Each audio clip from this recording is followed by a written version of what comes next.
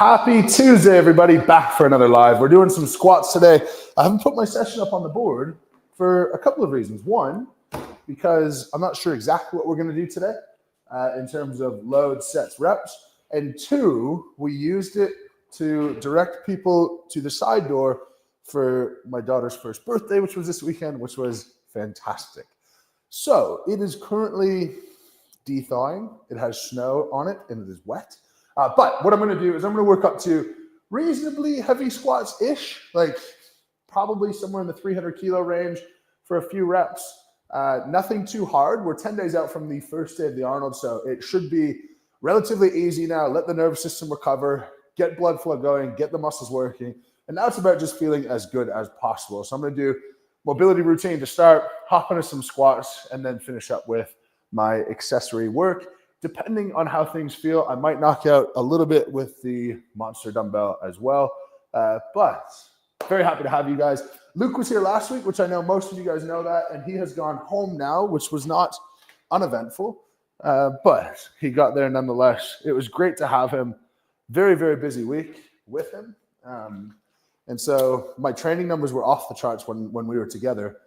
But I think it's going to be one step above when it comes to competition. I have a week just to sort of relax and let my system recover. But let's hear who is in the chat. Am I okay to be on the floor? Can I see you down here? Yep. So for mobility, just so you guys know, I've just put a timer on there. I'm going to go lower body for 15 minutes just to feel good. And I've been an advocate against mobility for a long time. But I'm at the point in prep where I am getting locked up and getting into the ranges that I need to just to perform a squat is getting harder. So I am going to spend a little bit extra time for that reason. But let's hear who's in the chat, Lise. So Toby Lively, what is your personal best front squat, Mitch? I have recently just started doing them and love them. Yeah, it's hard because once you get really big, getting into a front squat position is extremely difficult. I believe it's 300 or 310, but yeah, I don't do them anymore, and I'm not sure I could do them anymore. I think the only way I could do them is if I did it with like a lifting strap, that style where you have a lifting strap and you're holding that instead of the bar. But risk reward at this stage, pretty low. The only way I could do it is if I used one of those transformer bars and set it to a front squat position, which actually I should probably get. That would be awesome. Rogue distributes those guys. So I should probably snag one because it's such a cool piece of kit. For those who don't know, it's a safety squat bar, but you can move where the plates are and where the pin is in relation to the bar. So you can turn it into a low bar squat or a front squat or whatever you want, still with your hands out in front of you.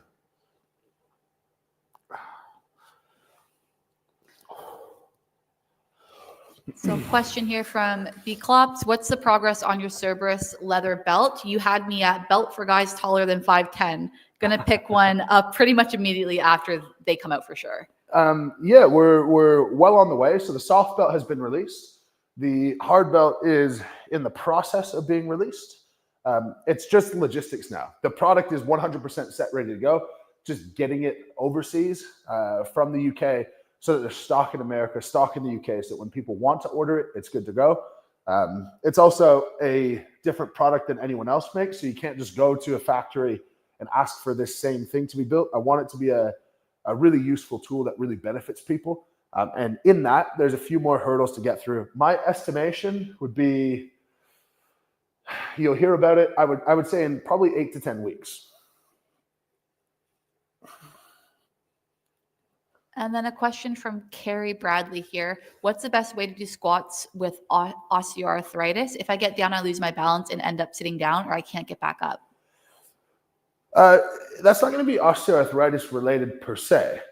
If you're so arthritic that like you can't sit into a chair, then that's probably something that's going to take you down like a hip replacement route rather than a exercise modification route.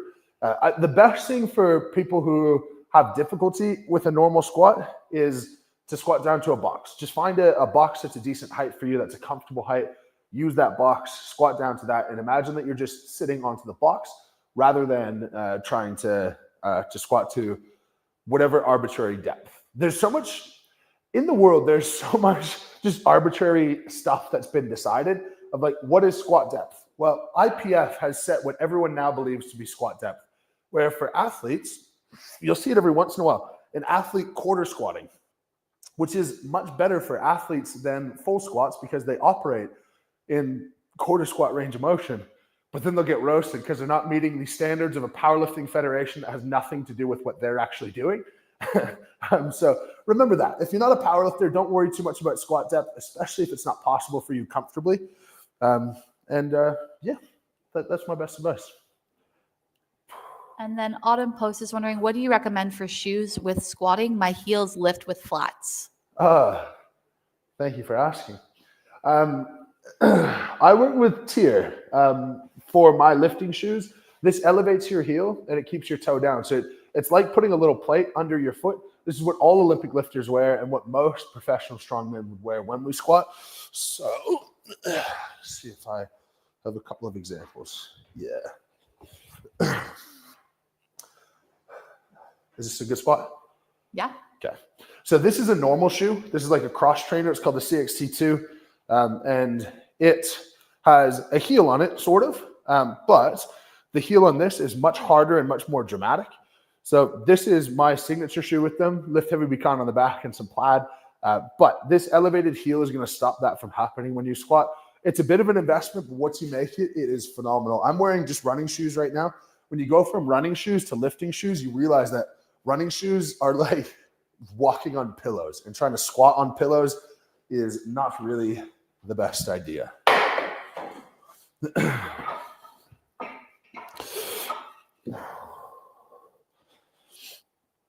And a question here from Factory Stage, a bit of a long question. Is it normal to feel more head and eye pressure, pressure bracing for deadlift over squats? Also, is it normal to get winded more cardio-wise by deadlifts over squats? Yes and yes. The pressure is very simple. Just think of the whole system as just plumbing. And in deadlifts, especially when you're getting set up, your head and your heart are kind of at the same level. So gravity is not pulling the blood away from your head. So any pressure you put into your core is just going to be going straight into your eyeballs and your head. And yes, we all feel that, and it kind of sucks. You do get used to it a little bit over time, though. In terms of feeling more out of breath, that is because you build up an aerobic debt. So all resistance training is anaerobic by nature. So let's say you use 20 units of energy deadlifting. That's going to be more than you would squatting because it's going to be, you're moving more total weight. So 20 units of energy deadlifting, let's say it's 15 units of energy squatting. You've used 20 anaerobic units, and then you need to breathe to catch that up. And that's why you're out of breath after, not during, because during you're using that energy in an anaerobic sense. And when you stop, you're trying to rebuild that with your aerobic system to replenish the lost nutrients for energy for future reps and sets.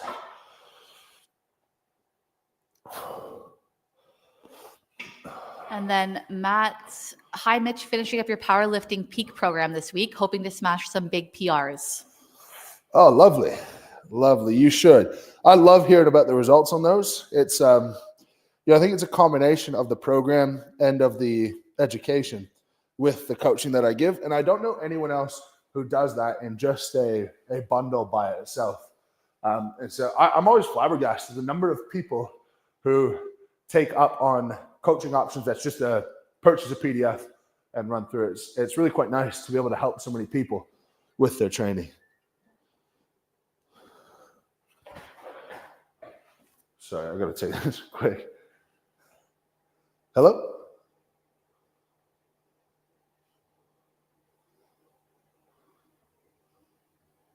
Hi. Hello.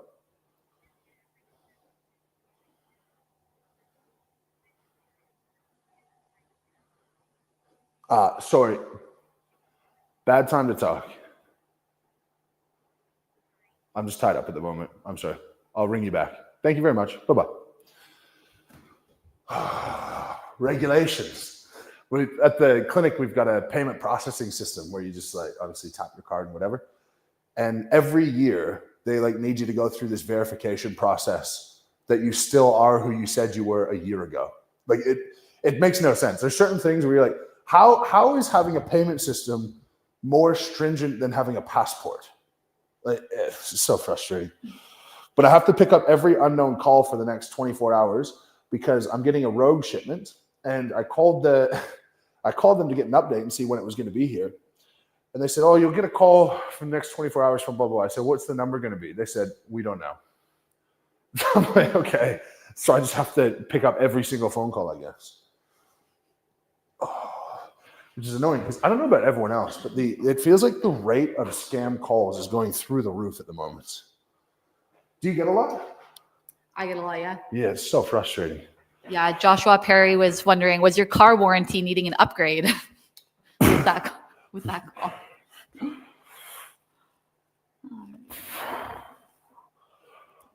So Mr. Health's wondering, what are your thoughts on barefoot shoes? I personally do not like them. I think they're good for deadlifts if you like need a shoe, but I find they make my feet really sore. And actually, I don't feel that they really give me much of a return. So a lot of companies make them. It's like all the rave right now to make a barefoot shoe. But yeah, they're just not for me.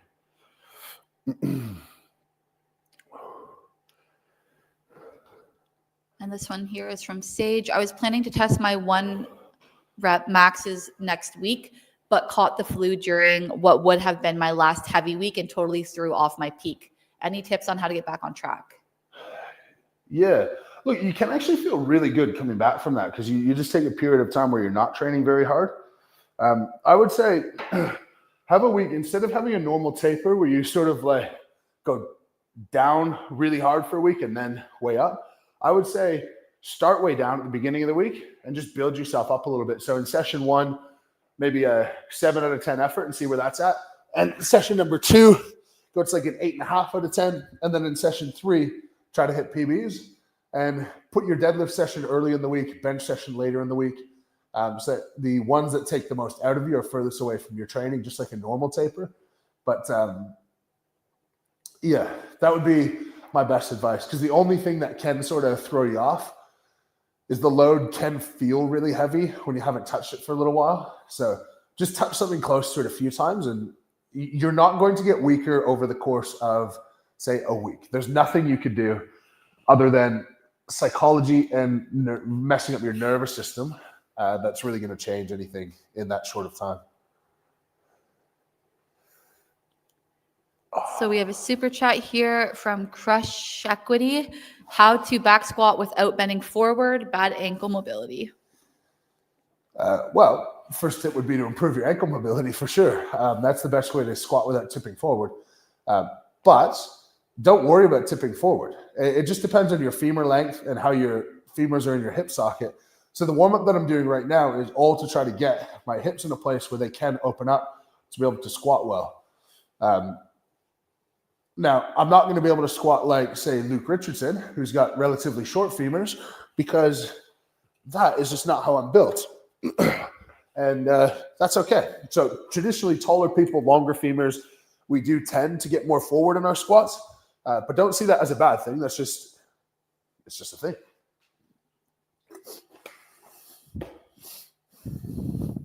And Digital Bliss has a question. After squats, what would you say is the most important exercise for building strong legs? Belt squats. If we're taking out every squat exercise, yeah, like I consider a leg press a squat because it's a knee-dominated lower half movement. If we're going, like, it would be then hinge exercises. But I think he's thinking of like a traditional squat. I would say leg press is actually a better exercise to get strong legs than squatting, but squatting is going to make you a better squatter, which tends to transfer over to a variety of other things.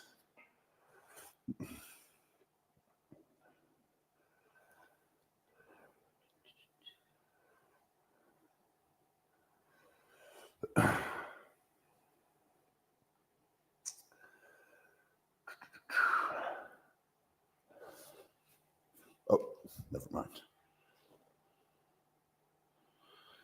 I was texting to bring my gym bag. I thought Quinn just brought the belt. Quinn brought it down. This question's from Jason. Probably a dumb question, but I got my VIP tickets for the Shaw Classic. Are you going to be there this year? I hope so. Absolutely. I've been confirmed. We're going to have a LHBK booth there as well. So make sure to come say hello to the team.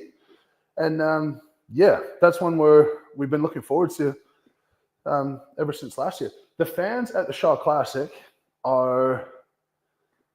they rival anywhere else that I've been. They're just so passionate and they're so engaged, and it's always quite loud there. I was really pleased last year that attendance didn't drop off when Brian was done competing. Like it seemed like there were more people after Brian retired than when he was at his last show, which I was floored by. I thought it would take a step back, and it just didn't. So yeah, I'm looking forward to that show, defending Strongest Man on Earth title.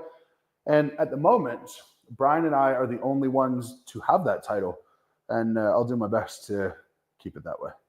I just hope that he is a little bit nicer to us. For fuck's sake, it's so hard and heavy. And like, okay, I make a great living lifting weight, and so like to say it's hard, like it seems a bit funny. But when there's a comp that's like so over the top, you're talking like weeks of just not feeling like yourself, of being beat up, of being tired. And then myself personally, I'll go compete again. I'll go compete again in a handful of weeks after that. So it's, yeah, I hope he looks at last year and goes, okay, some events were awesome. Say like the stone event, I think that's great. Squat event, just like too heavy. And maybe like a max weight deadlift, a effectively max weight squat, a max Atlas stone, a max throw height, a max arm over arm intensity. Maybe we just take some of those maxes and just like chill out 5% or so, and then we'll be all right. Like honestly, I don't really, I don't get blown up by competitions, really. Like I know at the Arnold, I am assuming at the end of the Arnold, at least in the past, I've been fine. Like I've been okay to do meet and greets the next day. Like nervous system isn't too bad. Yeah, it's something else out in Colorado. To me, it's the new big street cred show. If you go to Strongest Man on Earth and you perform well, you deserve the tip of the cap. Jason said this is his third year going. It's so much fun to meet and talk with you. Oh, third year Jason's going. Jason, the guy who asked the question, was saying This is his third year going. It's fun to see you. Yeah. That's good. Yeah, it's a fun show. The hardest part is like we're in the same hotel as all the fans as well. And so there's no reprieve at all. You're with them the whole time. There's no off switch at all.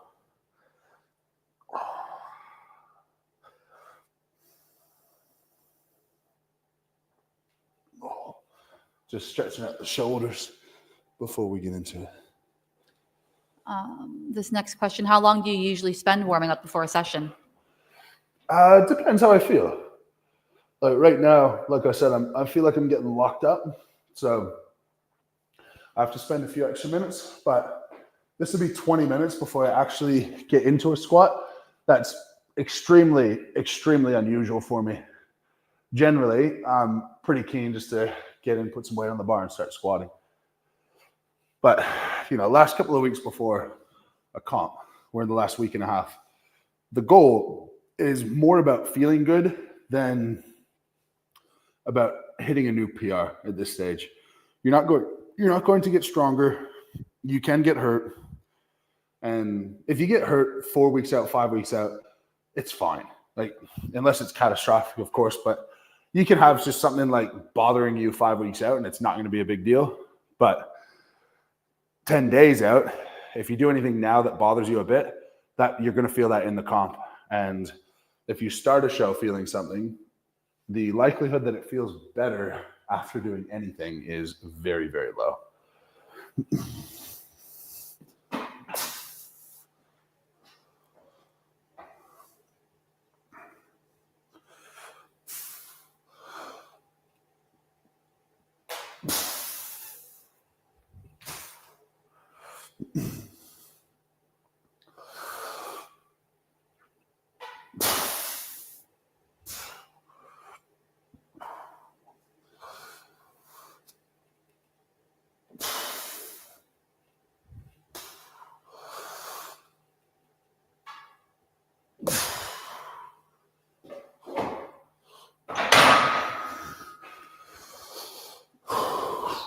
So this question from Wayne, you are expecting a shipment from Rogue. What are you getting? Thank you for asking. I'm just doing plate math here. Okay. 315, 70, 385, 485. I am getting a handful of things. So I'm getting some calibrated plates. I'm getting a belt squat. I'm getting some better storage solutions so that all of this stuff on the ground will actually be in a rightful spot. I'm getting heavier dumbbells. So right now I have just up to 50 and I'll get them up to 100. What else?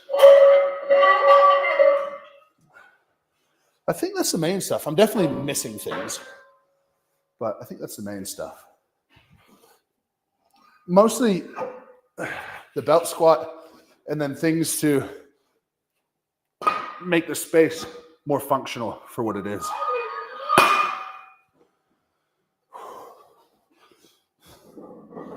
So we have a super chat from Hades. Do you think you can beat Big Z's record of 57 podiums in a row? You have 22, so you would need to average 9 comps a year for 4 more years. No. The thing about Z's podium streak, though, like, he did a lot of shows that were at a lower level. He is the best of all time. There's no disputing that. But a lot of his numbers are inflated because he wasn't going against the best. Now, not lifting numbers. His lifting numbers are insane. But his competition result numbers, say the international victories, well, it would be like if I went and did all of the Strongman Champions Leagues in a year. I'd have another 7 or 8 podiums, and I don't think anyone would contest that. So then, like, my streak would be, say, like 40 right now if I did go to all the Strongman Champions League. Now, you got to stay healthy and perform, and et cetera, but of course, it's a different demand when you're not against the top couple of guys in the world.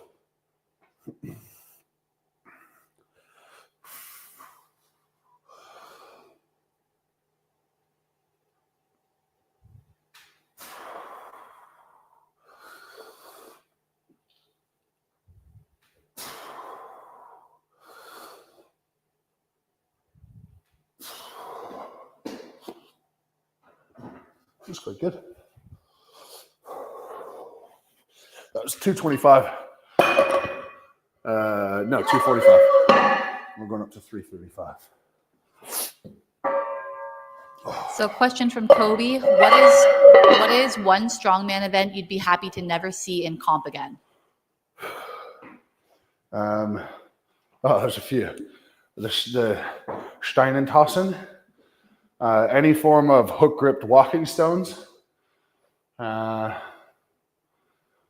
for max height. I don't think it's a fair event, no matter how you shake it. Like every other event where there's a height advantage, it's sort of like, okay, well, the height advantage is just relative. So say log press, a short guy doesn't have to press as far. Okay, but that's just a thing. In, say, stone over post or stone to platform, whatever. Okay, a taller guy doesn't have to lift it as high relative to himself. That's fine. Like, what are you going to do about that? It's just moving a thing from A to B.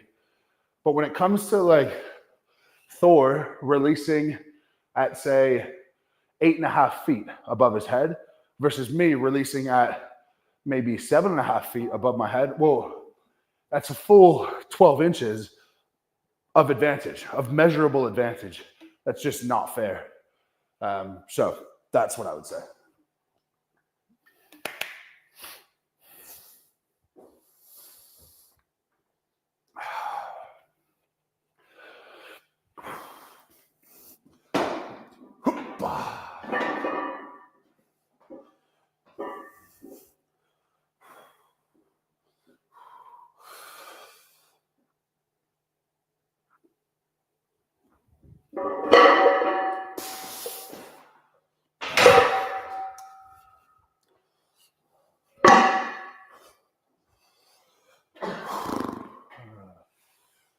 $315, $515. Yes, that'll be fine. Oh,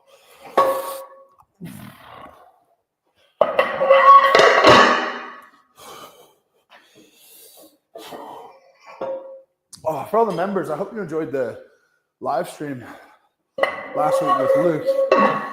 I think moving forward, we're going to have this live stream for everyone. Friday live streams are all going to be members only.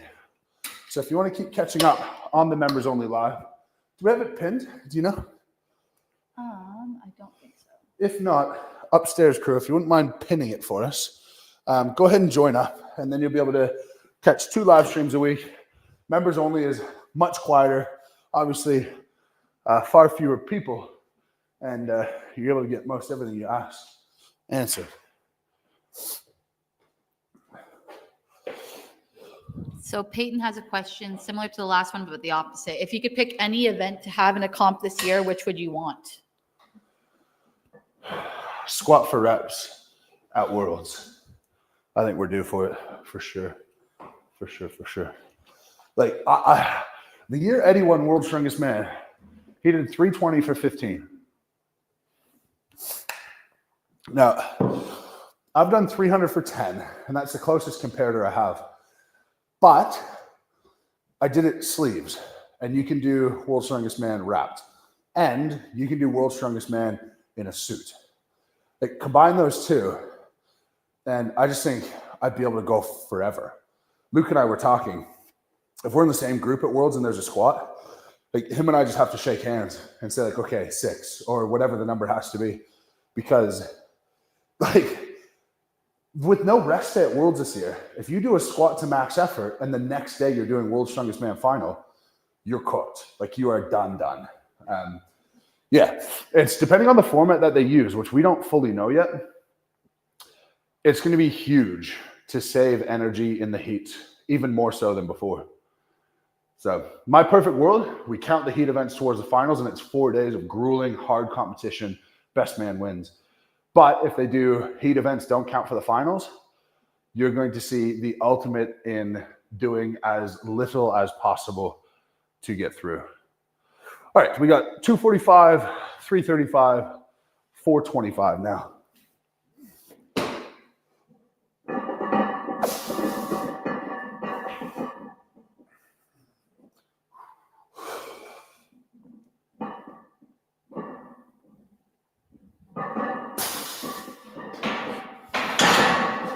I feel really strong today, if I'm being honest.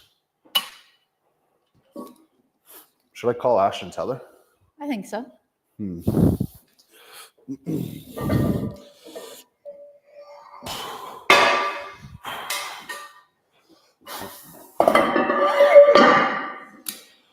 So next question, would you ever have any interest in creating a Hooper Strongman Classic?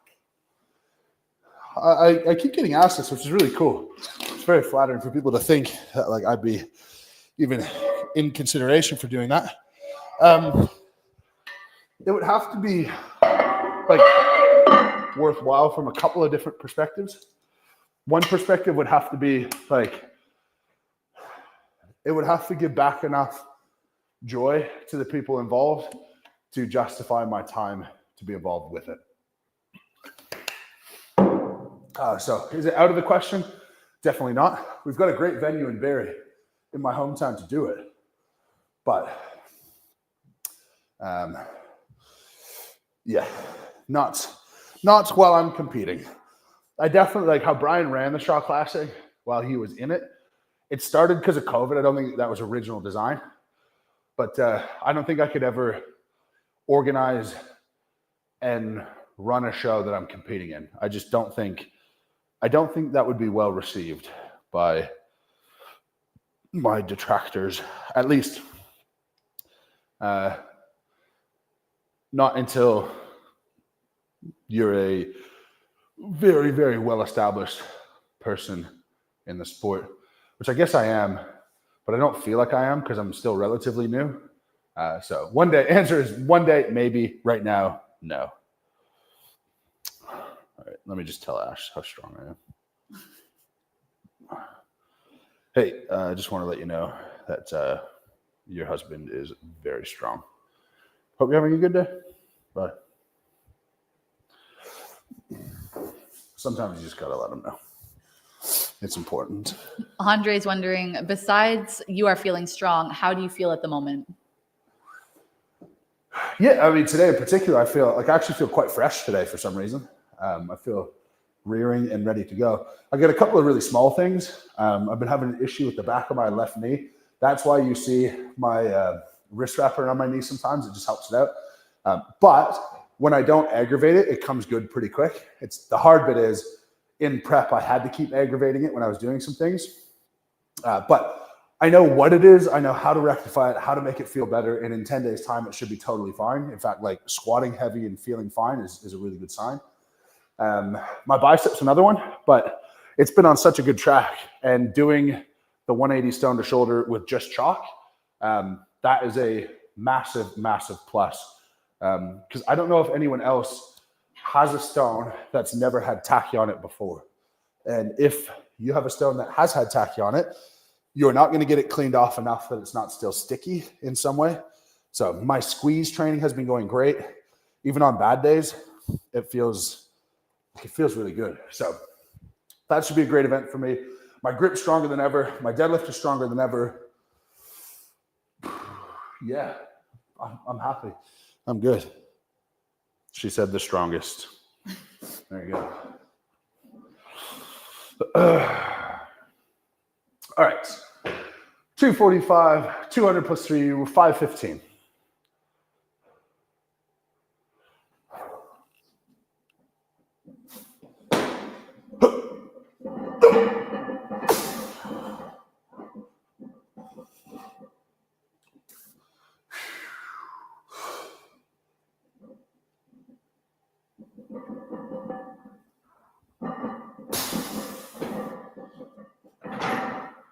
Easy.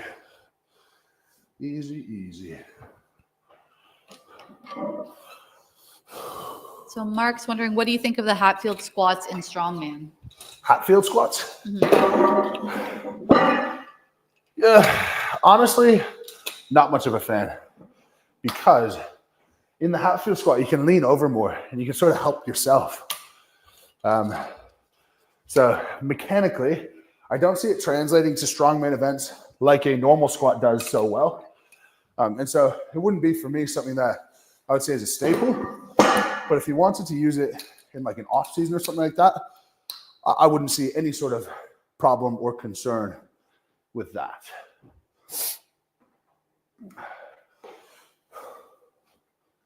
All right. We're going to belt up now at 595, sorry. Earlier than I would normally, but I just want everything to feel good today. And so far it has, so happy days. We have a super chat here from Marcus. What is your top 5 for the Arnolds alongside you? 501 maybe? And are there any news for 505 suited deadlift comp versus Thor, maybe at Giants Live? Thor won't go to Giants Live. So I think Giants Live is out for the time being. But if nothing happens before the deadlift champs come around, then that's where I'll be doing it. That's what you can expect. Yeah, which, you know, I've had people who have reached out and offered, but it's sort of like, I can't be the one putting in the energy to put on the show. I need someone else, a promoter, to say, yeah, I'm taking this on and this is my thing and I'm going to do it. And we just haven't had the right offer from anyone yet. So that's that. What was the first half of the question? First half was, what is your top 5 for the Arnolds alongside you? Me, Lucas, Thor, Tom, and Evan. Dark horse, Austin Andrade. Oh, but Trey. No, Trey's in. Trey's definitely in. Me, Lucas, for sure.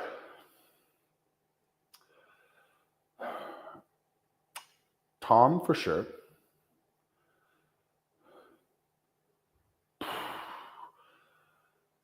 Trey, Evan.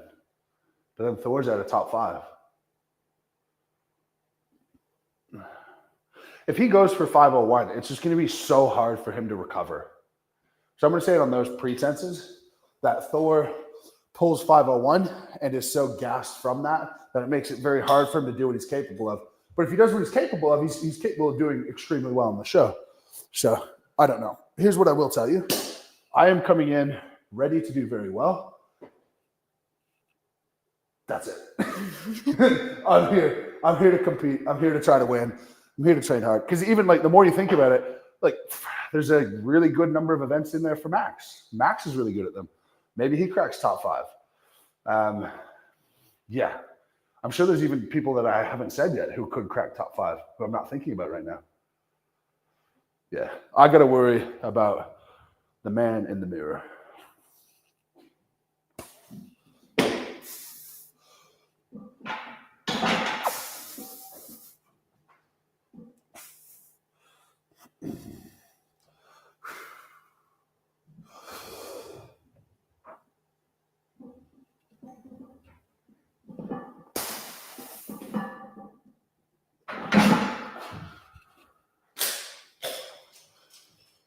So Julian's wondering how many sets and reps are best for strength progress? It's so general. Like 5x5 is really good for any sort of beginner, for sure. But if you're a little bit more advanced, then 3x3 works. Or there are so many ways to skin a cat that I can't give you precisely what you should do. It also depends on the whole rest of your program. The best advice that I could possibly give is get a full program sorted by someone who knows what they're doing. And I've it mine on moosecoaching.com, so you can check out those. That's programs and education. So I wish I could answer the question in just like this, but it doesn't really work that way. It's got to be all part of a broader plan. That being said, if you lift heavy, you work hard, you move weights that slow you down in some way, you are going to get stronger for a long time. That's it. And don't get injured. Like those are the keys. Work hard, lift heavy, don't get hurt. Done. Most people will get very, very strong just from that.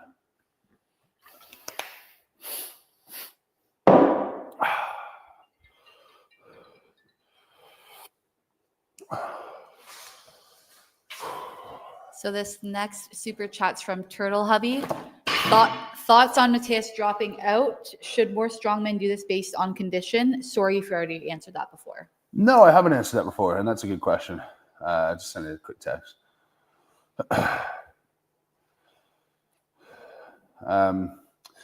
Yeah, so the circumstances around which he pulled out are not 100% clear, and I don't want to speak for him.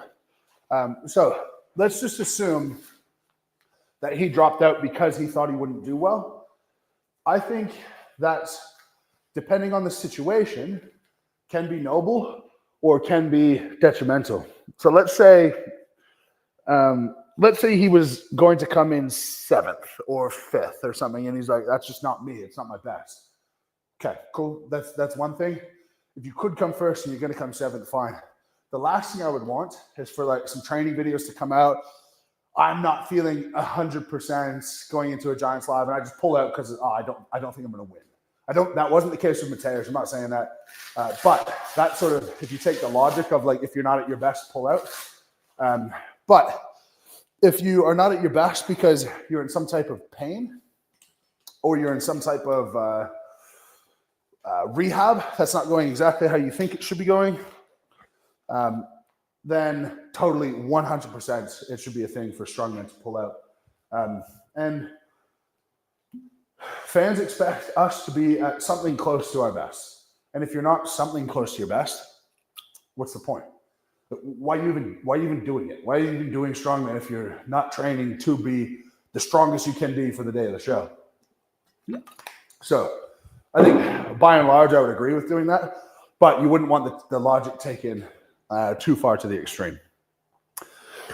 All right, this is going to be first set of 3. We're at 515, 585, and 50, 635. I'll probably go 635 and then just work up a bit. I'll do a 3x3 here.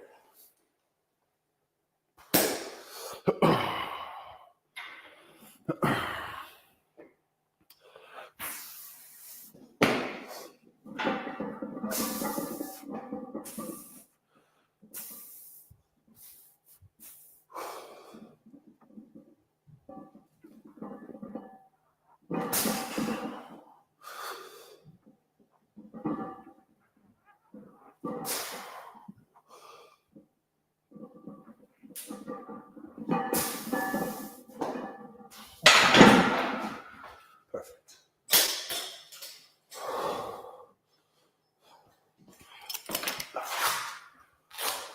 So we have a super chat from the Slack 66. Max rest time between heavy sets, squat, deadlift. Hard to put a maximum on it. If you are not cold, that's fine. That could be half an hour in a warm environment, and that's okay. There's research that shows after a max effort that it can take 25 minutes for your nervous system to recover and get back to where it was. And in that case, okay, 25 minutes. But practically speaking, you're going to get most of your strength back in the first 5 minutes or so. So say 5 minutes is a good place to start. And really, I think you can boil it down to a feeling. And if you feel ready to go, you're probably ready to go. And if you feel still tired, well, if your goal is pure strength, you shouldn't continue to press on. If your goal is hypertrophy, muscular endurance, that can change some things. But for pure strength, yeah, I would say don't do more than you have to, or don't rest less than you have to, sorry. And this next question is from Avery. What are your recommendations for someone who is getting into strongman in a commercial gym? Focus on movement patterns, and that's overhead press, deadlifting, squatting, carrying, pushing, and pulling. So drag whatever you can drag at your gym. Push whatever you can push, like truck pull style or sled push. Press a barbell overhead, deadlift, squat, carry. If you have farmers, that helps a lot. And so you work on those, and then you can learn the strongman techniques afterwards. If you can deadlift and squat well, you're probably going to be good at Atlas stones. If you can hold on to a lot of weight, you're probably going to be good at farmer's walk. If you can move with a lot of weight in your hands, you're probably going to be good at yoke. On. And so work on those movement patterns and go from there. I have Commercial Gym Strongman as one of the programs I sell on moosecoaching.com, where it's 100% commercial gym equipment preparing you to become a strongman. So that could be a really good option for you as well.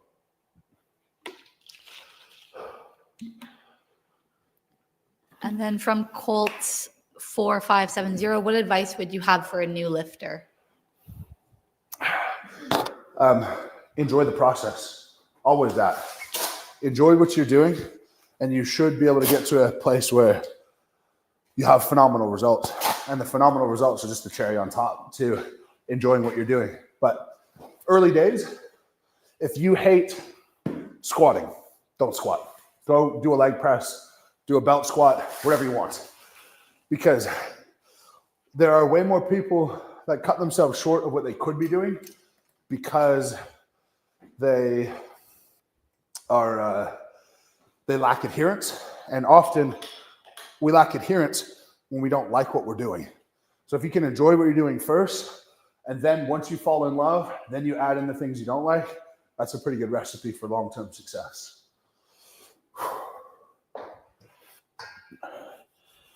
All right. I believe we're at the 300 kilo mark now. Set 2 of 3 for sets of 3. 315, 515, 70, 585, 50, 635, and 30, 665.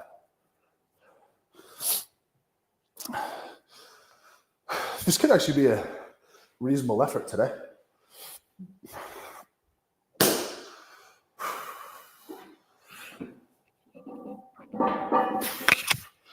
We'll try and move it well.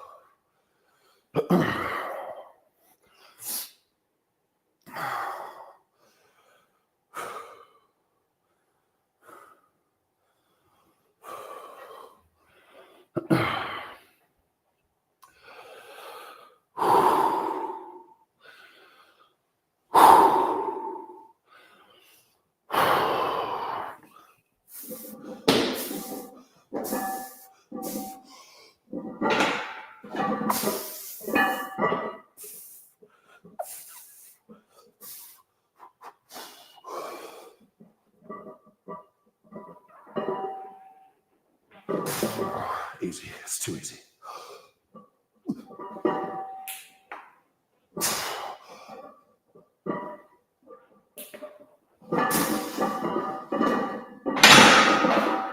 Still too easy.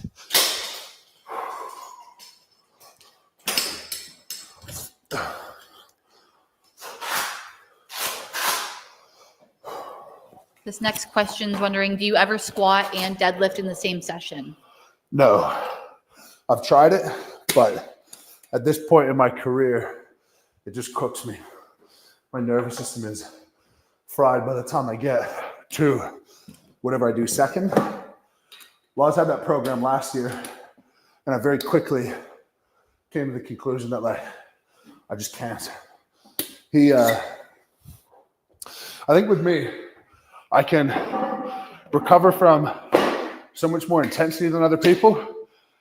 He's sort of takes like his normal framework for people and just like pushes that along until I'm like, okay, this is enough. This is enough or too much.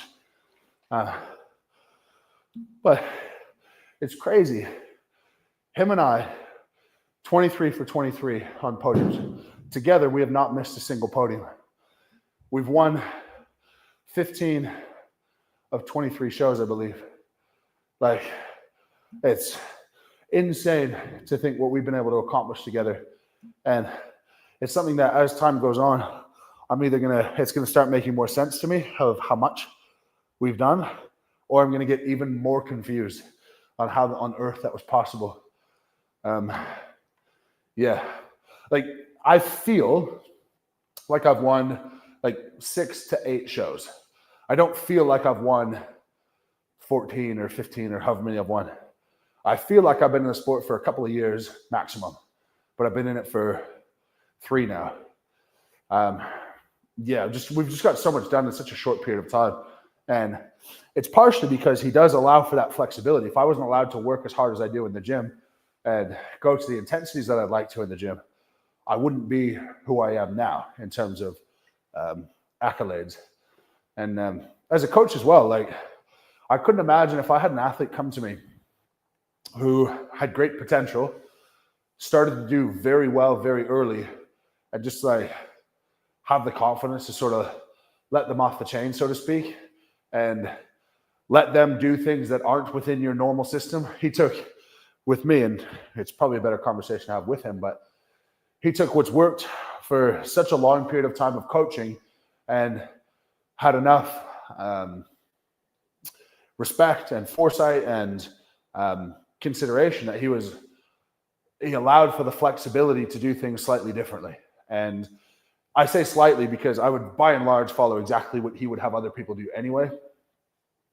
But yeah, at times of year, say the week after a show, virtually everyone takes that week and relaxes, but I don't. I just don't feel I need to. I feel like I'm ready to go. I would like to start working hard again. And he allows for things like that to happen, which I don't think many coaches would, especially those who are established. They would have their system and you operate in that system where you just don't operate with them at all.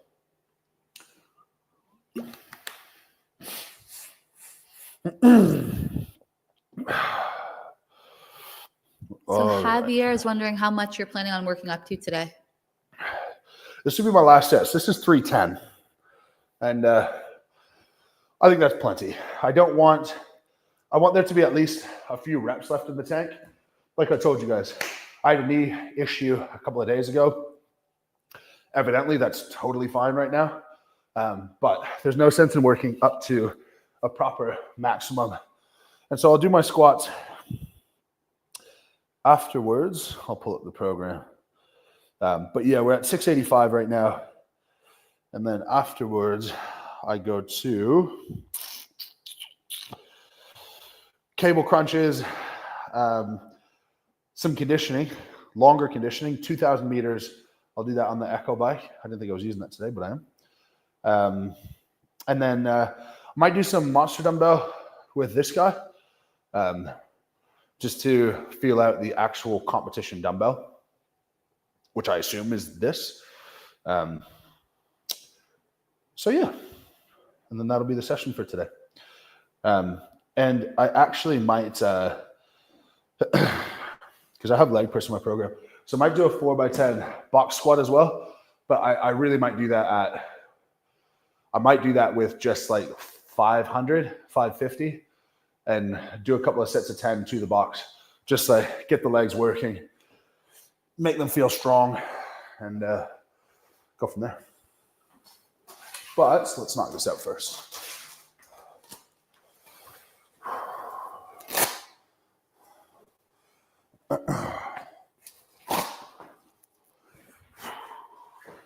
Actually, definitely what I'll do, I'll go to a high box, so like there, because that's going to be the explosion for the big jerk.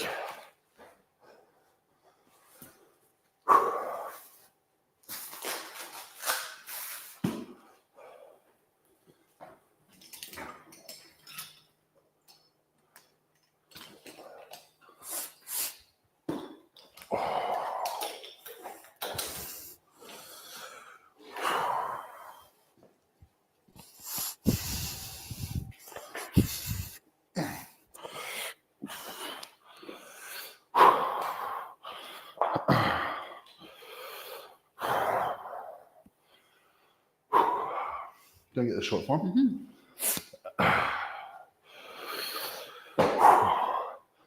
I'll try to do constant tension as well. Maybe there would be best. So you get front on. I'll step back a little bit further. But go like right to the cable stack. Like take a step to your left. That way. Yeah, I think that'll be good.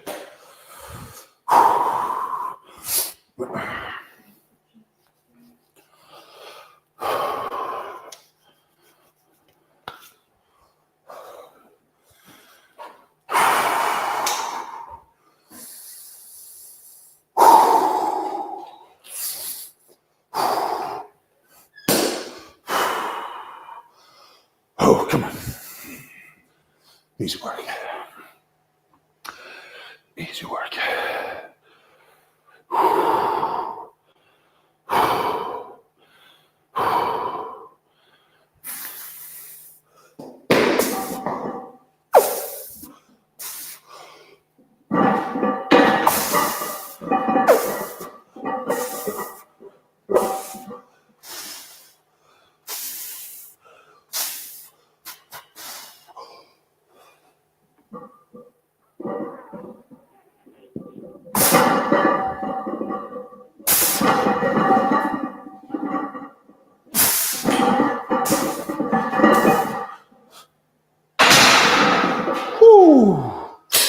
Cheeky pause.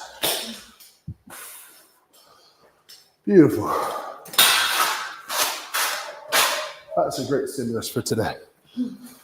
On to higher volume box squats now.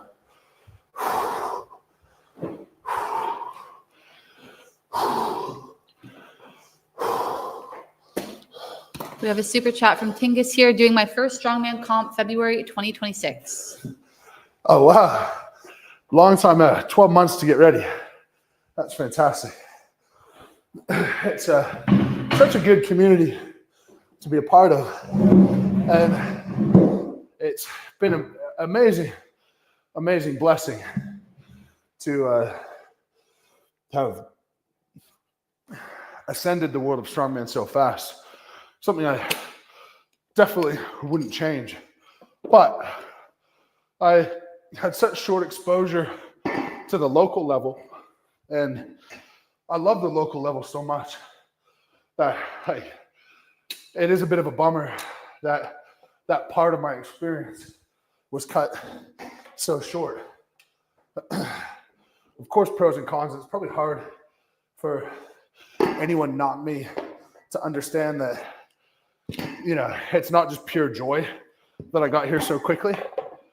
Again, wouldn't change it. Incredibly thankful for it. But yeah, enjoy those first shows, because those are, to me, those are the best moments in strongman. Not me hitting a PB deadlift or axle world record or whatever. It's someone who really doesn't play a lot of sport, maybe has never played a sport, like that person for the first time in their life has 10 people in a car park cheering for them. Like, when else in your life do you get cheered for? Like, especially as men, we're sort of just so neutral with each other. But if you get a promotion, it's like, oh, okay, cool. That's nice. Where I think girls, you're a lot more nasty, for sure. But you're also like way more celebratory. And you get a promotion, you tell your girlfriends, it wouldn't be a weird thing for you guys to like go out for a dinner to celebrate that or something like that. And so, I think it does a lot for female confidence to start strength sports. But I think it does a whole lot for men's sense of self-worth as well, to experience people caring about you in ways that you don't really see very often. And even still for me, like it's really humbling, the number of fans, sure, but also like all of my friends come down and support, and my family comes down to support, and people close to me take time out of their day to watch the live stream. And for all of my good friends, it's not because they care about Strongman or ever did or ever will in the future. And maybe they will because they've gotten onto it, but it's mostly just because their friend is doing something and they want to see them do well. And that's something that I find is very lacking in a lot of today's world, particularly with people who aren't as confident in themselves. They're very hesitant to give other people credit and be truly happy for other people.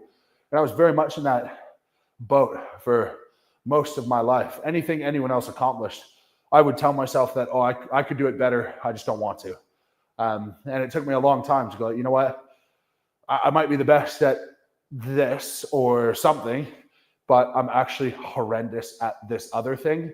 And the world becomes a lot prettier when you remember that on average you are ordinary and other people have a lot to add to that ordinary life. And only through other people can that become something extraordinary. Anyway, that's my sermon for the day. Really quick, how much weight was on the bar there? Just to confirm. The last one? Yeah. 310 kilos. Well, 311 kilos.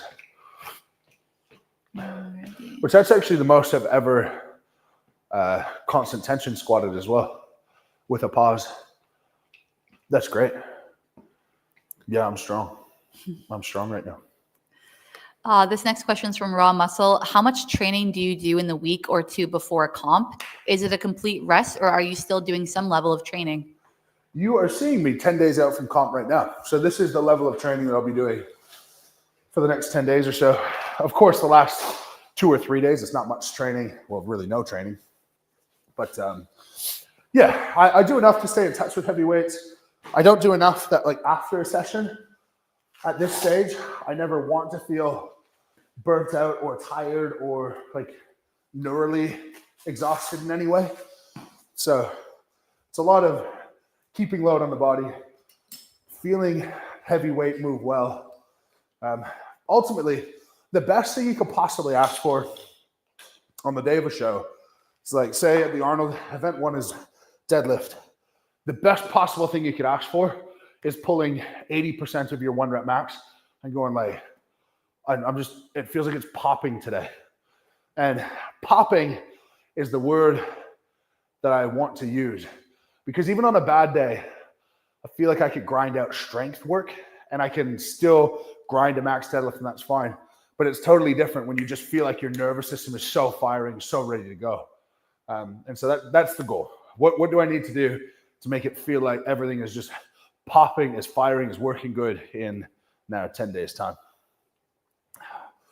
All right. I am going to knock this one out. And I think I'm going to do it without a belt. Rationale here. This is I keep forgetting. This is 515, which would be a great mark to aim for like a really good score on the split jerk. 515 is like 240. So I've done this before for the big jerk.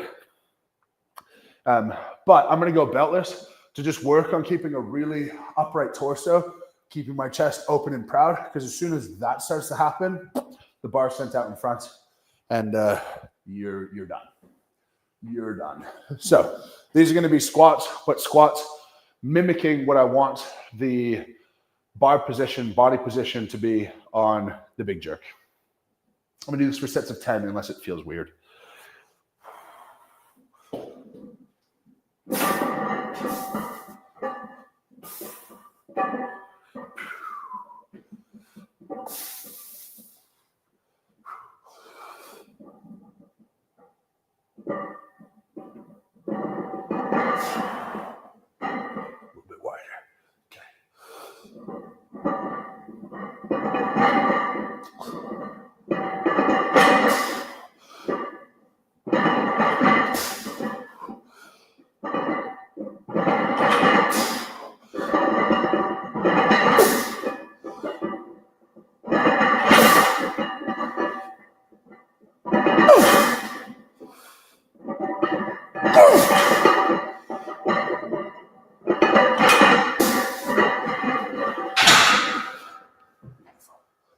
Perfect. So this next super is from Tingus. Love your content, always root for you. I got into the gym because of my mental health, and I connected to the story you shared with Brian, Lift Heavy, Be Kind. Who's Ryan? Brian. Oh, yeah, we got a few things coming out this year that I think will bring a lot of light to myself, to mental health, to my story, stuff that, to be honest, I don't really want to share. I don't really want to talk about, but I just think that it could help a lot of people. So, yeah, that'll come out sometime around World's Strongest Man, both the book and the documentary. We're working hard on those both right now. And there's very few people in the world who want to get as strong as possible because they feel adequate and happy with who they are. You just don't have that internal drive if you're content. So a lot of people, and a lot of people watching this, are going to relate to a lot of those feelings. And I believe it's going to be valuable twofold. One, for people to see someone doing objectively really well, but maybe behind closed doors, not doing as well and still struggling, and that's okay. Like, you still can be successful and having a hard time. And twofold, I've just had enough with the advocates, quote unquote, who want to tell you about how good they are now and how they've solved the problem and how they have the code to get to whatever bullshit. Because this is not how it works in my experience. Like, you've got really good times, you got really hard times. And, for some people, really hard times, just like you have less energy or you're sad. And for other people, hard times are like, you're just ready to end it all. And it's heavy, but I know that there's so many people out there dealing with it, and so many people in a similar position to me. Is like, there's nobody to relate to. There's nobody who I hear this story and it makes me feel better. It makes me feel worse when I hear people talk about how they've cracked the code and they've got better, and you need to do this and this, and if you do this, then you'll improve. Then you have the other side of people who are just wallowing in their own self-pity, accomplishing nothing, while they continue to get more and more depressed. Like, well, yeah, that's how that, you should be getting more depressed if you're accomplishing nothing. So I think having just bringing those two worlds and saying, like, two things can be true at the same time, and giving a bit of light to that and exposure to that. And hopefully that inspires people on a bad day that things can be okay, and inspire people that, a good day is as temporary as a bad day, and both are okay. And they come and they go, and you get through the good ones easily, and you get through the bad ones with a bit of difficulty, but you can still get through them all. So anyway, there's a lot to be shared there. Which, give it a few months and I'll just be telling you to go buy my book. All right, set two. I think I'm going to do 3 here. I did different core exercises last night because I snapped my ab wheel in half. So I was doing it on an exercise ball, and I feel like it's just hit me in some different places. That's just making it feel a little bit less comfortable than I would like it.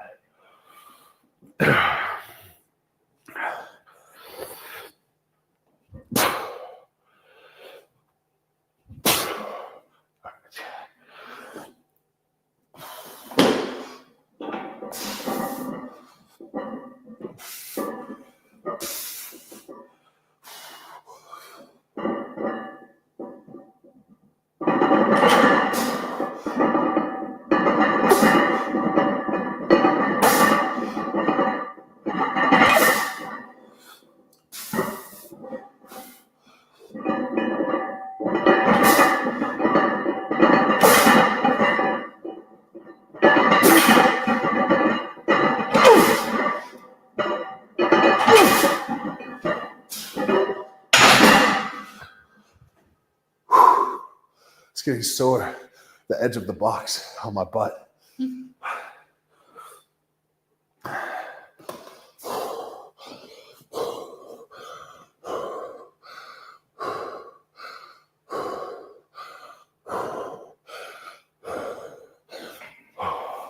So this next one's from Andrew. Did you see Thor dropping the behind the neck on his back? Oh have my you God. have you ever done anything like that? I have. It's horrible. I did it in the prep for Worlds in 2022, my first World's Strongest Man. And it was basically the exact same thing that happened there, except I locked it out, went to bring it back down on my back, and just missed my traps. It's so scary. And yeah, it's absolutely happy that he's okay, because that can go south really quickly. But it's sort of the risk that you take. Like, what are you supposed to do? We're asked to thrust as much weight overhead as possible. That's just a normal risk.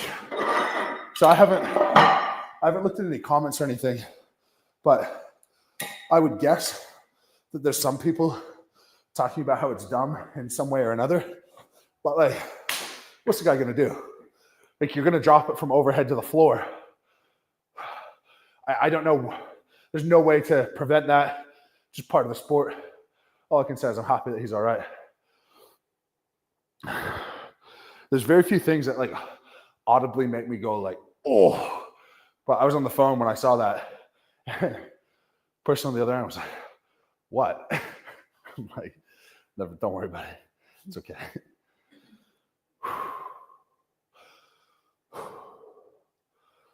And then a question here from Jason.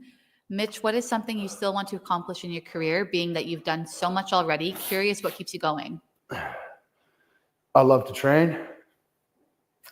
I hate to lose. I like to compete. And that's it. I have no bucket list left. I have nothing left to make me feel like I need to do this for my career to be complete. My career is complete as far as I'm concerned. I've won every single title that I've competed for. I have what I consider to be a meaningful world record. That's it. Like, what else could I do? I have other things that would be fun to do. Like, I'd love to have another good crack at the deadlift world record. That'd be a nice thing to have. But there's nothing that makes me feel like I need to do this. I'm doing this now because I want to do this, and I enjoy to do this. I enjoy interacting with people like you guys, and maybe you learn something from me. Maybe you look at life slightly differently because of listening to me. Maybe you look at training differently, or you've learned something from me, or you've got a program and have been able to help you that way. That stuff is all as important to me at this stage as anything. You know, all good things come to an end. My podium streak will come to an end one day, whether that's because of retirement or a bad performance. So, you know, it's going to happen, and that's fine. Maybe I never win worlds again. That's fine. It doesn't bother me. I've already won it. That's ticked such a major box, because I don't look at life as like, who thinks, what position will people put me in their heads right now? I think more when I'm 50, 60, 70, and I look back on my body of work of life, is it something to be proud of? And I don't think I'll be any more proud of saying I won World's Strongest Man twice than I will be of saying I won World's Strongest Man once. I think once you have the title, that's sort of like a thing to be proud of forever. And so one thing that is true, though, in relation to continuing to compete and trying to win, I'm proud of being consistent. I'm proud of working hard. I'm proud of taking the steps that it takes to win shows. And things like never giving up during an event or during a competition, always going 100% to what you're capable. But if I'm doing all those things, I'm as proud of myself now as if I win everything or if I lose everything or whatever, so long as I keep operating under what I want to accomplish with the broader scope of my life and my work. All right, I've added some more weight on here, so we're at 565 now, I think. Yeah, 565, which is, I don't know.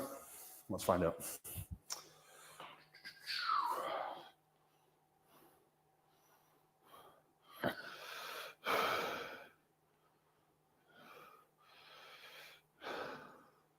$256. This is still, to be honest, on the cards for the big jerk. All right.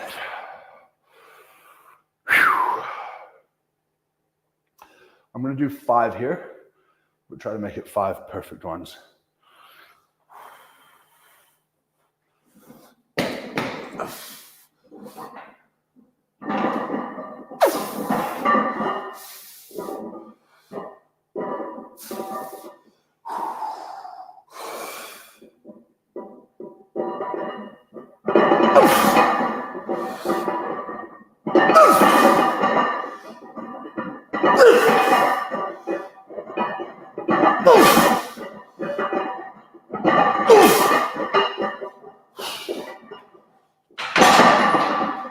Beautiful.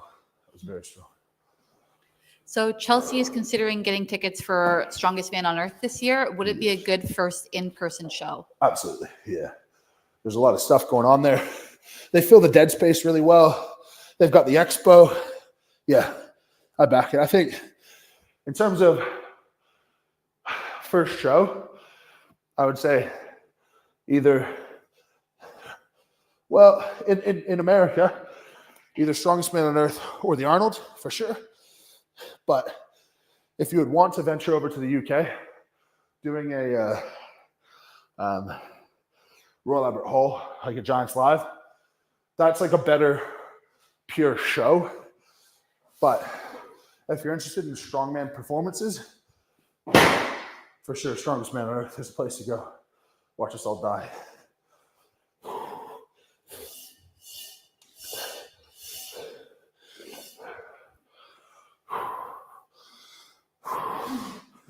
Darren is finishing up week 8 of the powerlifting program. He's absolutely loving it. Fantastic. Oh. Oh.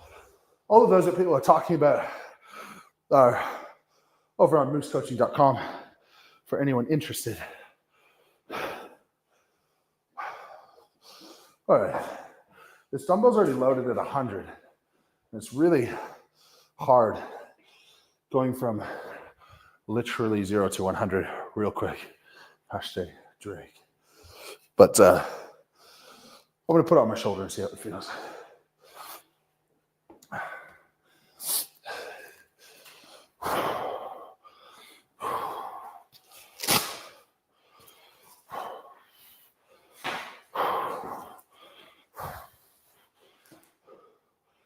Dumbbell is the only exercise. I can't wear my wedding ring. It's the only painful one. This question from Garrett, any basic tips on monster dumbbell for reps? First, depends how many reps you're looking to do. If you're not looking to do too many, then I wouldn't worry about it. In terms of like specific techniques for efficiency, just like make sure every effort you make is a good solid effort. If you're planning to do a lot, the material the dumbbell's made of is really important. So this one, I know that I can be locked out, drop it, and pick it straight back up. But a lot of dumbbells, particularly plate-loaded ones, if you drop it, it will bounce all over the place. In which case, you gotta control it down as best you can. And in that case, it's from lockout, dumbbell back to your shoulder, 2 hands back down to the ground. All right.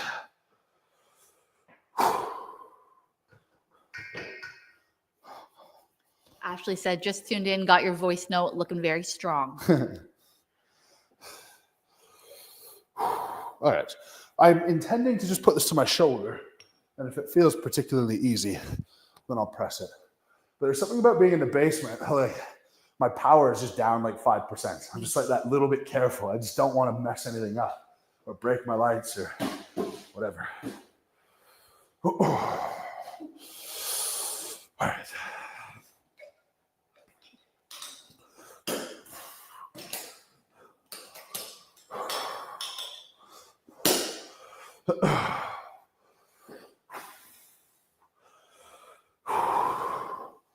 This is my biggest jump ever to try for the dumbbell.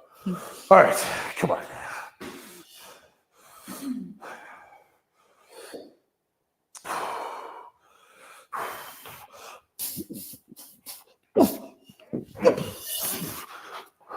Oh, it's actually light.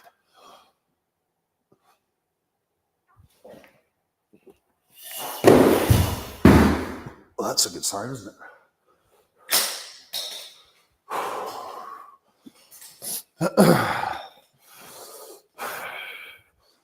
All right, I'm going to answer that guy's question now. I'll do the dumbbell. I'll do it for a triple.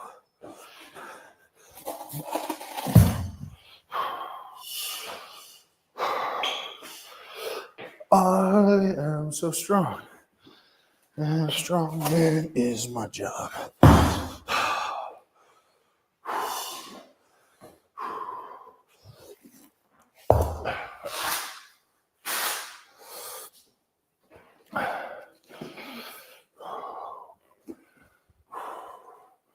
I'm just going to put this around my knee. Anything else? Yeah. Fire away. So super chat from the Slack 66, has Laws forgiven you for the AI coach? Thankfully, he found a way to forgive me. All right.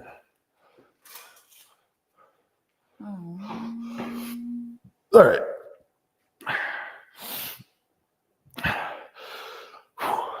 I'm just going to go beltless because it feels light. So dumbbell for reps. I'll do the first one if you're using something that won't bounce. And then I'll drop the second one if you're doing it with a dumbbell that bounces all over the place.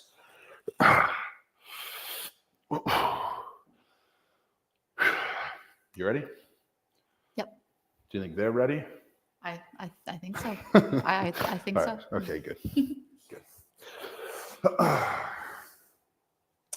Okay, first one, as is. Second one, careful.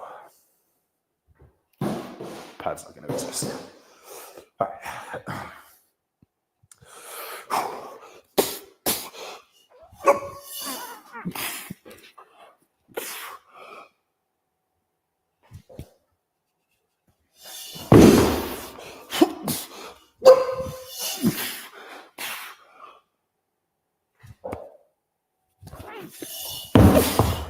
Good. Then we're back up from there.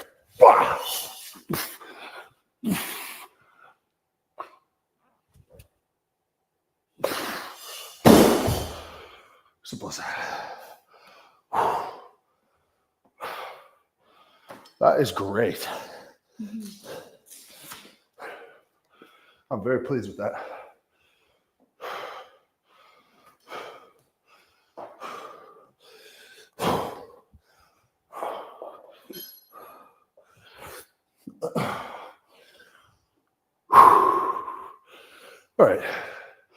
we'll get this out of the way.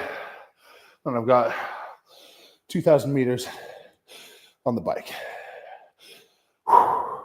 which I think is kind of needed. I feel a bit sluggish. Yesterday was a holiday, and I took some time to organize my closet, which, like, you know when a child does something that's really simple and you want everyone to know about it, or they do? That's how I feel about organizing my closet. Like, I want people to be so proud of me for doing that, because it is so against my nature, but I'm an adult, therefore nobody cares. Just grabbing the bike, folks.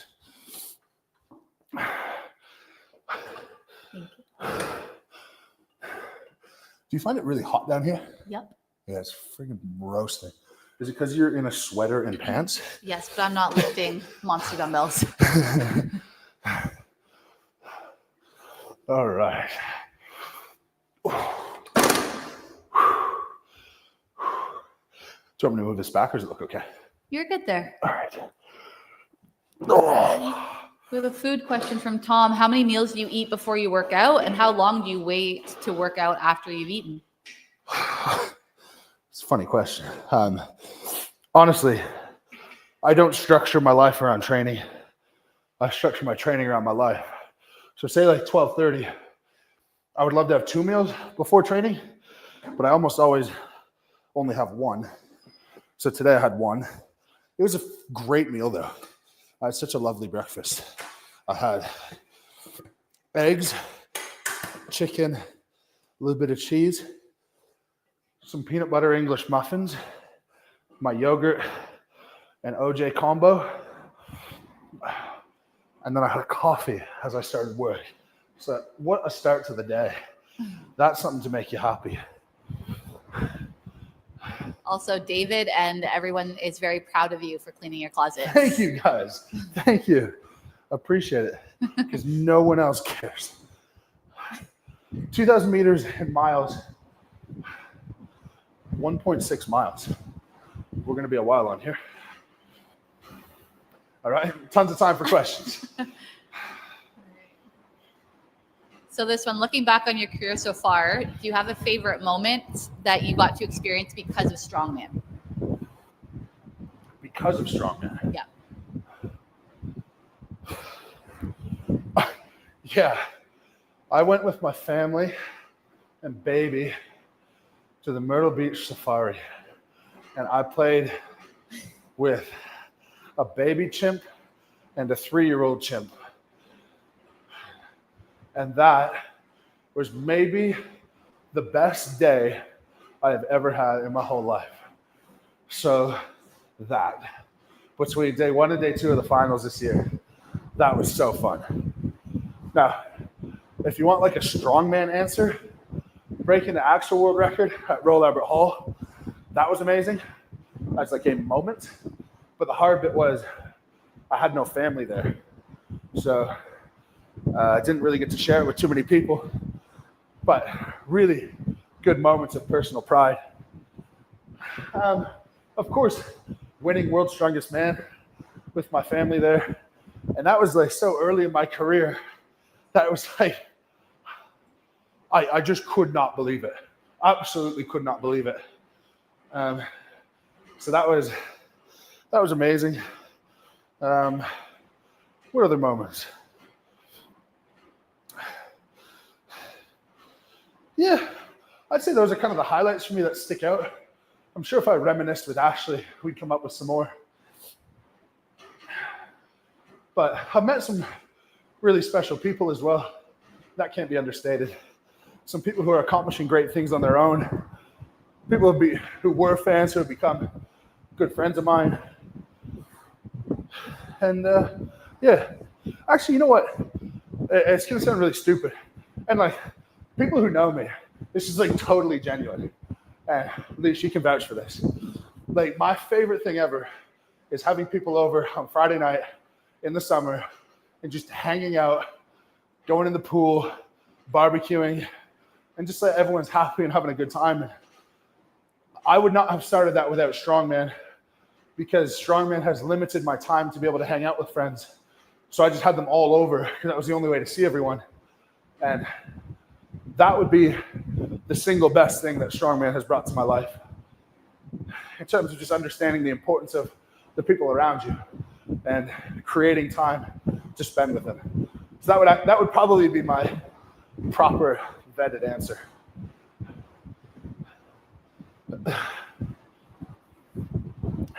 You've been around for enough competition victories. You would see that I look forward to Friday night more than I look forward to like bringing home a trophy or something. Definitely. Yeah. Yes. Fridays are fun.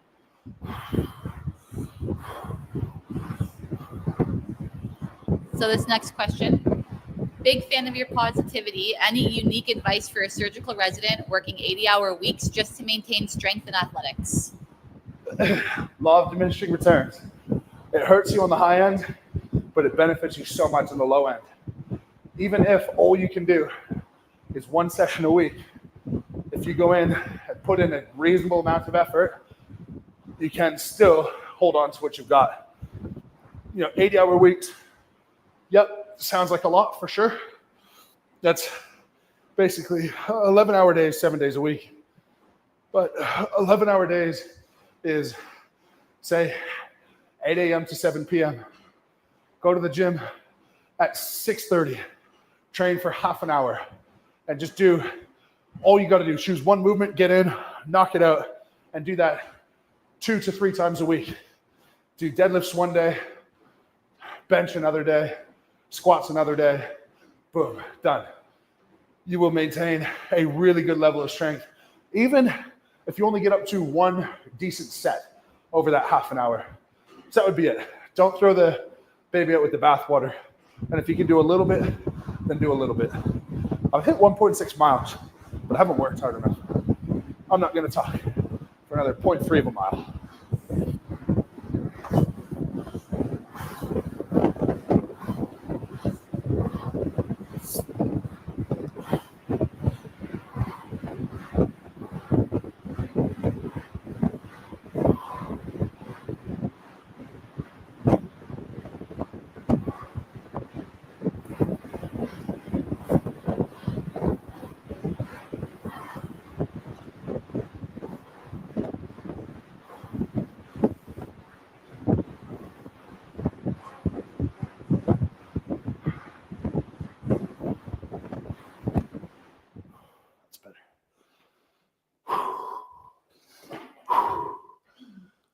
We have a super chat here from Caden. Yeah.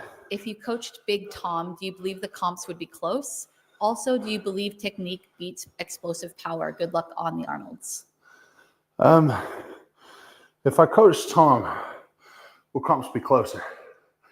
The thing with Tom, I think, is when he's focused and motivated, he is really good. I think he puts so much weight into World's Strongest Man that historically other shows haven't been as important. And a lot of guys are that way. And it's fine. Like, it's fine to be that way. If I coach him, then the question is not, could I create some perfect program for him? It's, could I keep him motivated in times where he isn't as motivated? And I don't think so. I assume his coaches of the past have tried to do that as well. And honestly, I think fans would motivate him more than any coach could. And people giving him shit about being a one-trick pony and blah, blah, blah. I think that we read stuff. We all see it. We all know what people say about us, whether we admit it or not. And he would know that. And I know that it bothers him based on his posts, based on things that he says. And of course it would bother you if people are talking poorly about you. So I think that's probably more of a motivator. But I still believe that Tom's number one priority is World's Strongest Man. That's where Tom wants to be unbeatable. And fair enough. So no, I don't think I would make a considerable change to that motivation. I think that's got to come from within. But I know how hard it is to be motivated 12 months a year. And I'm not sure many people are wired that way. And I think you see that in competition results. But in the past couple of years, like Tom has come third at Strongest Man on Earth. Sorry, second at Strongest Man on Earth. Second twice at the Rogue Invitational. He came third at the Arnold. I believe he came second at another Arnold. Like, he's not laying an egg anywhere. It's just world's format suits him really well. That's what he peaks for. Where it's proven that across the board, I'm more consistent. Yeah, that's that. So the answer is no. But I think Tom could be unbeatable anywhere, or he could be we could be neck and neck and back and forth constantly if Tom was 100% motivated for 100% of the year. So we'll see what this year holds. There is one thing though. You can either say you're not motivated the whole year and you haven't prepared as hard for all the shows, or you're just not as good and you got beat fair and square. It irks me when anyone tries to say those two things at the same time. I'm not motivated all year. World's Strongest Man is my major show or whatever, but also I should have won for X reason, or I am better. I just whatever. Yeah, I think at World's Strongest Man this year, he beat me, and he should have, and he deserved to. Great. I don't think often, not so much from Tom, because Tom's really gracious, and so is his family. But often there are other people who lack the acknowledgement and the respect. I think of just like, you got beat, and that's that. All right. I'll clean up these plates and answer whatever else we have. Okay. We have one more super chat here. Tips to win high school powerlifting states in 2 years. Understand that it's already determined whether you're going to win powerlifting states in 2 years or not. That was determined when you were born. But you're not going to find out if that was meant to be or not until you train really hard and be very consistent. So I would say you don't have to be a hero on any day. You can be pretty ordinary on most days.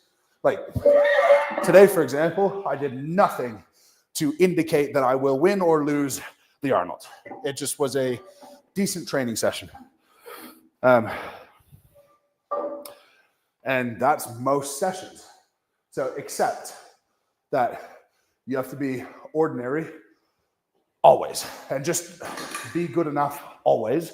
And if that's the case and you commit to that principle, then you're going to find out how good you were meant to be. But if you enjoy the process, then it really doesn't matter how good you're meant to be, because you've spent a lot of time doing something that you enjoy.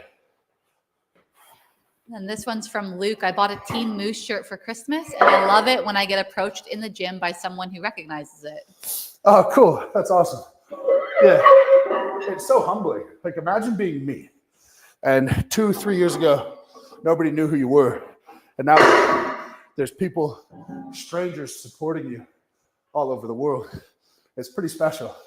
So thank you very much for repping the t-shirt and repping the brand and the clothing. And I hope you've taken a look at the website and seen that we've given nearly $30,000 back to different exercise-related causes, whether that be gyms or individuals needing support, anything like that. We do make it a priority to live by the mission of the brand. So if you guys want to join in on that mission, then go ahead to lhpk.shop. We just released these bum bags this week, which are pretty cool. I'm generally not a fan of these, but if you've just got little things, you can store them in there. Little snacks, smelling salts, wrist wraps, whatever you want. But you'll notice that's why the vast majority of the merchandise on there has nothing to do with me. We've got a small number of Team Moose things because I know people want them, but I want that whole business inside of things to be about a lot more than Mitchell Hooper lifts weights, and I like that. And have it be a message that inspires people to be healthier and get to the gym and not feel intimidated and feel confident when they're doing things to instill that confidence in themselves. But if we have another super chat, and that's a live for today. Thank you very much for watching, guys. As always, lift heavy, be kind. Subscribe to the channel if you haven't already, and like the video. If you've stuck around this long, give us a like. It's going to push it out to a few more people. Hopefully, they enjoy it as well. Until tomorrow, lift heavy, be kind.